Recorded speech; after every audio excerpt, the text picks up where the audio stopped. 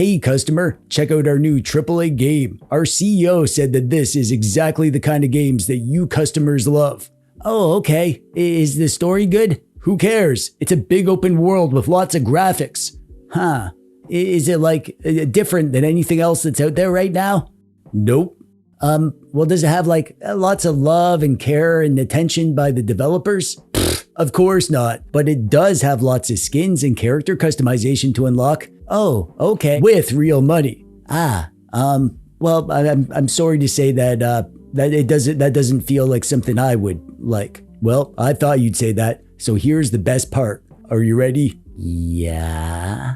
You need to use our launcher to play it with a separate account, and the launcher constantly needs to be updated, and you need to log in again every time it does. You don't actually play games, do you? It has DRM.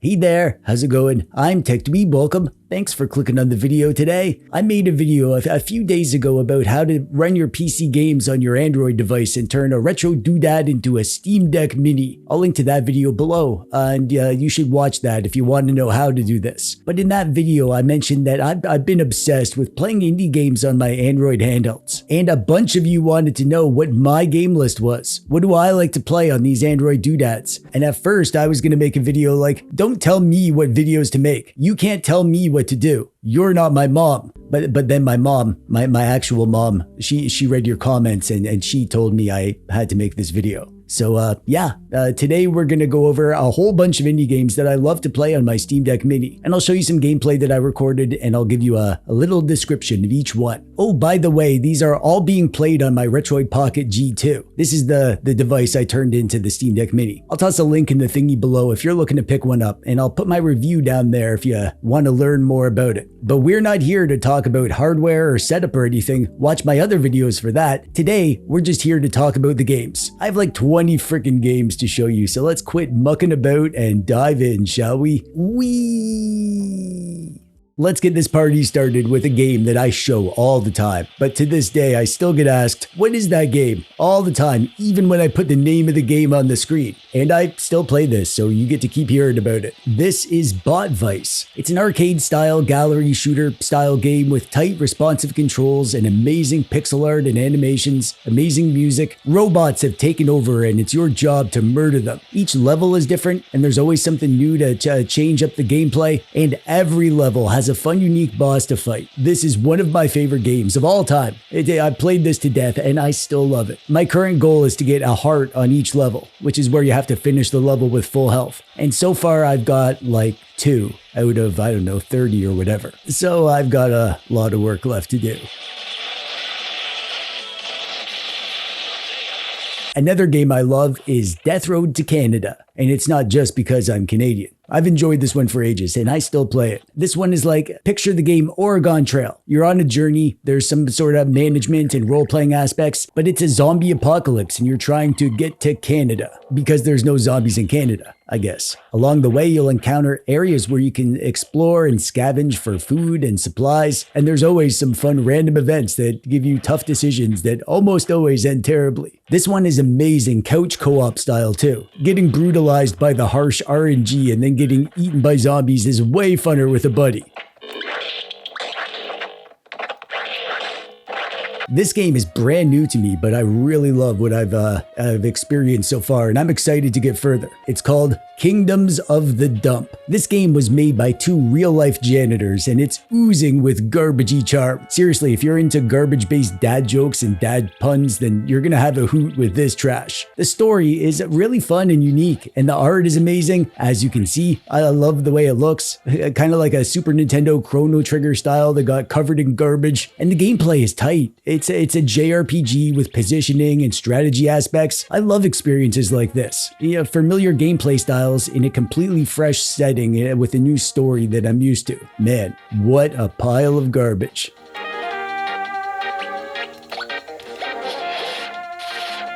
Here we have Parking Garage Rally Circuit, and this honestly feels like a retro game. The retro vibes are off the chart. It is what it claims. Rally circuits in a parking garage. That's it. That's what you do. It's charming, and the graphics are like a chunky PS1 kind of level of fidelity with built-in CRT shaders, but the mechanics are really why this game is so good. The driving is so tight, and it has this super satisfying drift style where you have some nice granular control over the direction of your drifts, and as you drift, you build up power so that when you release the drift, you get a bigger boost. It is just so fun to do. This is one of those games that I fire up to film or test a device or whatever, and then I end up playing way longer than I intended.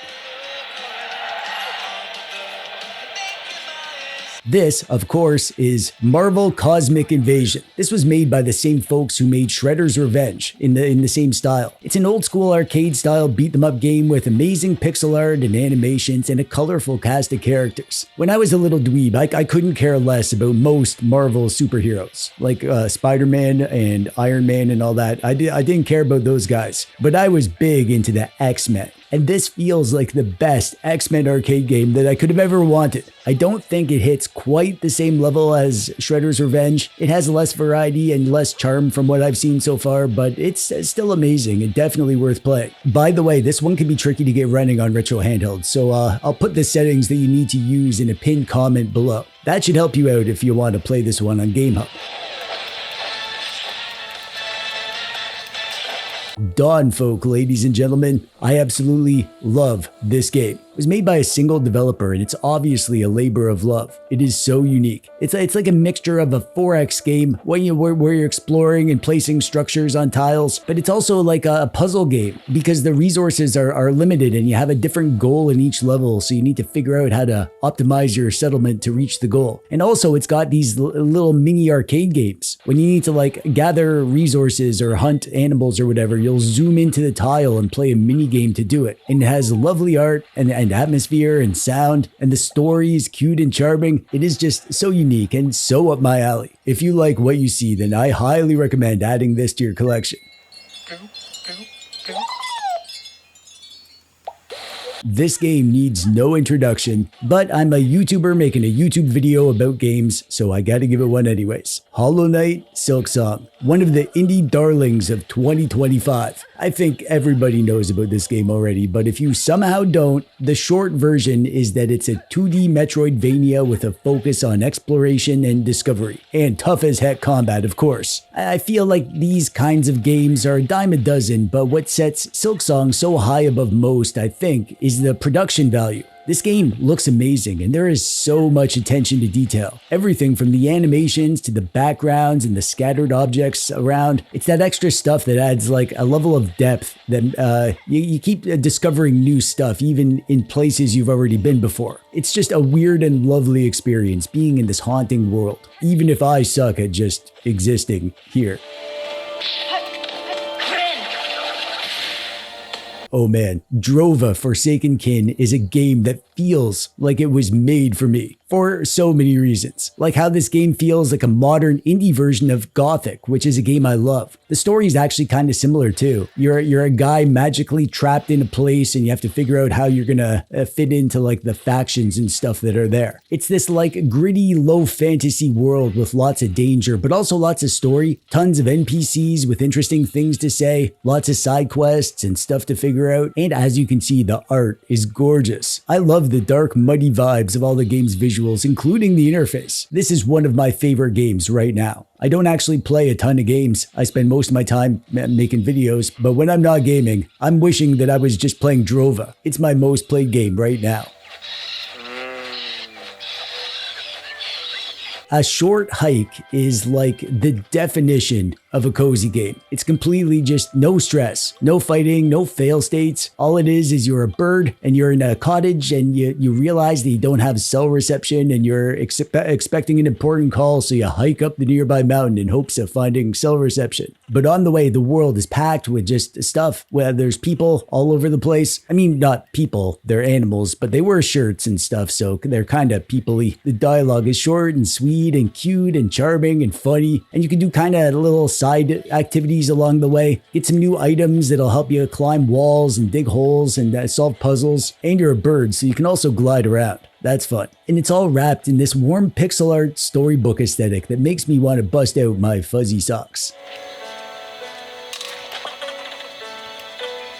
Pretty much the opposite of a short hike, Carrion is a game that's like from the depths of your worst nightmares. In this game, you play as a sentient, demonic pile of guts. In the story, it's like some sort of experiment gone wrong, and yet you go around the levels by squirting out your guts tendrils and then pulling yourself along with your guts, leaving chunks of guts on the ground and like blood dripping from the walls. It's a Metroidvania, so you're going to spend lots of time just floating around through the corridors, looking for switches and getting things that'll let you get past obstacles or whatever. The humans that you meet are just like food for your pile of meat that keeps growing and getting more terrifying. So yeah, that's Carrion for you. You really just gotta try this one. It's fun as heck if you're a psychopath like me.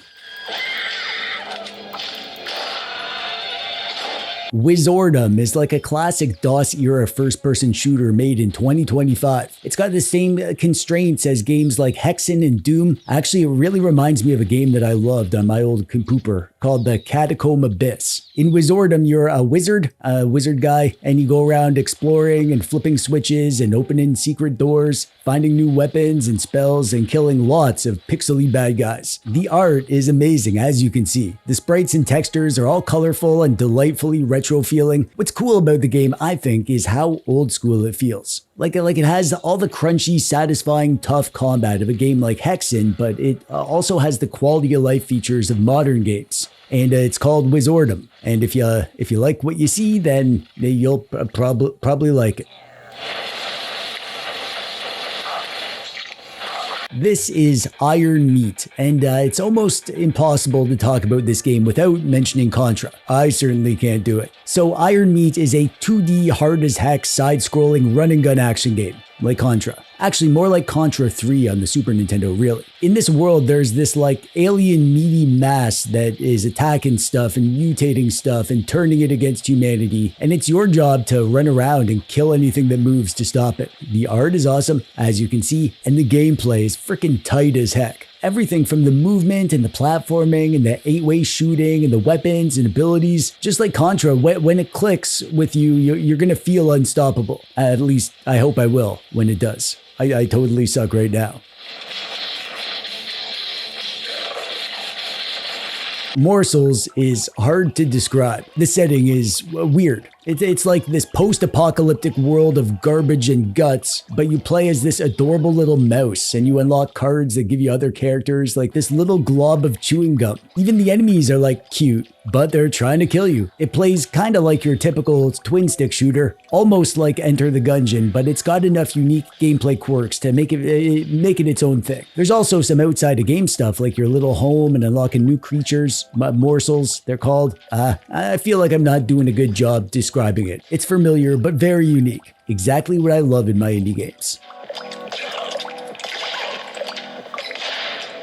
Sea of Stars is a super well-loved game. There's probably not a whole lot that I can say about it that most people don't know already. I'm actually not that far into the game, just a few hours, and I'll play for a bit and then forget about it, but I keep coming back because I do want to see it through. I think the most apt comparison is a game like Chrono Trigger. It's a game of exploration with a good mix of story and gameplay. The story is great. It's got a lot of heart and the themes of friendship are strong, just like Chrono Trigger. The gameplay is turn-based, but with timed elements and combo attacks, just like Chrono Trigger. I mean, Chrono Trigger is great, so any game that reminds us of that is probably going to be great too, like Sea of Stars does. And it is.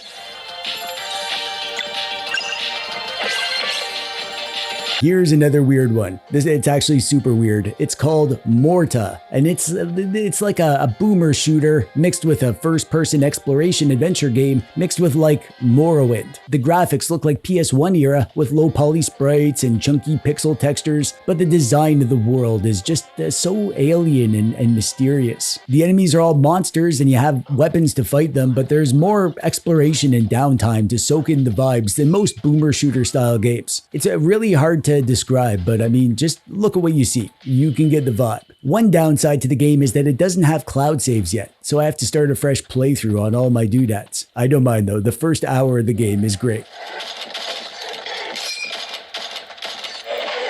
There's this developer, Caius, that makes a ton of really interesting and unique and really retro feeling games, and I love everything they make. Their games all feel like they all take place in the same like universe. They all have this dark but neon glow kind of death vibe to them, but each game is a different genre. And Boneraiser Minions is their new survivors-like game. In this one, you are a Boneraiser, so a necromancer. And you go into the graveyard and the bad guys come in and they come at you and they get harder and harder. But to fight, you raise minions that do the fighting for you. So you have to kite around and collect the power or whatever to level up. And when you level up, you can add more minions, so you get a little army of dudes fighting for you. Super addictive and fun, like most survivors likes, but the unique take on the genre sets this one apart.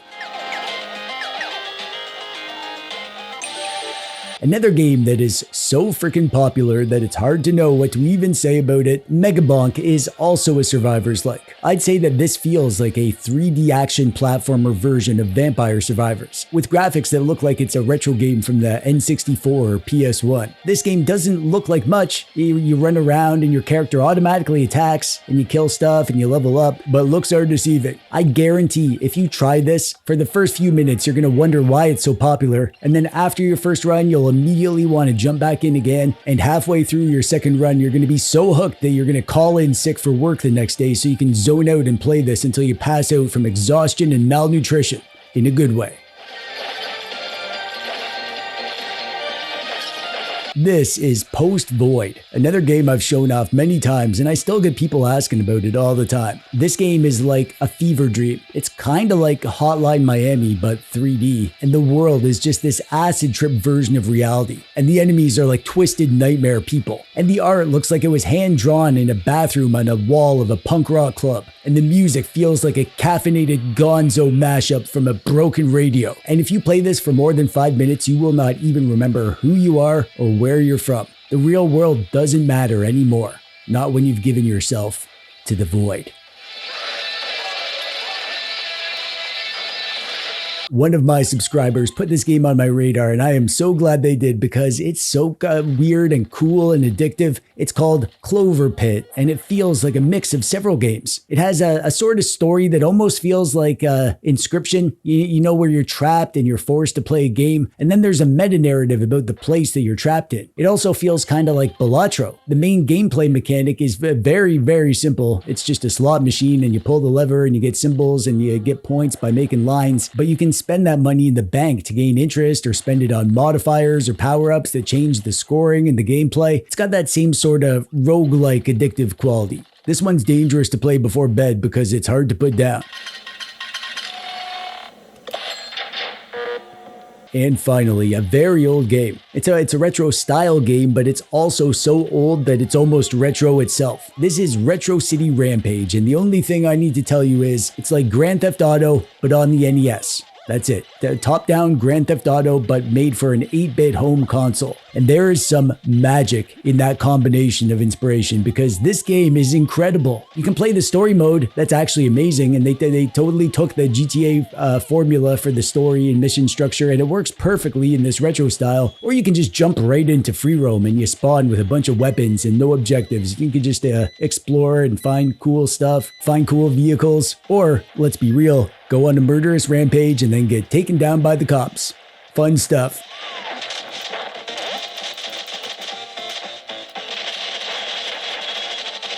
And that's it. As if that wasn't enough. I hope you had fun looking at these games that I love. Please let me know in the comments if you have any indie games that you would like me to check out. And if you like this video, you might like my recent video about cozy games on the Steam Deck. Lots of great indie games in that video too. I'll toss a link to that in the thingy below if you want to watch that when you're done watching this. And you are, because this video is done. I'm TechDweeb. Thanks for watching. Bye-bye.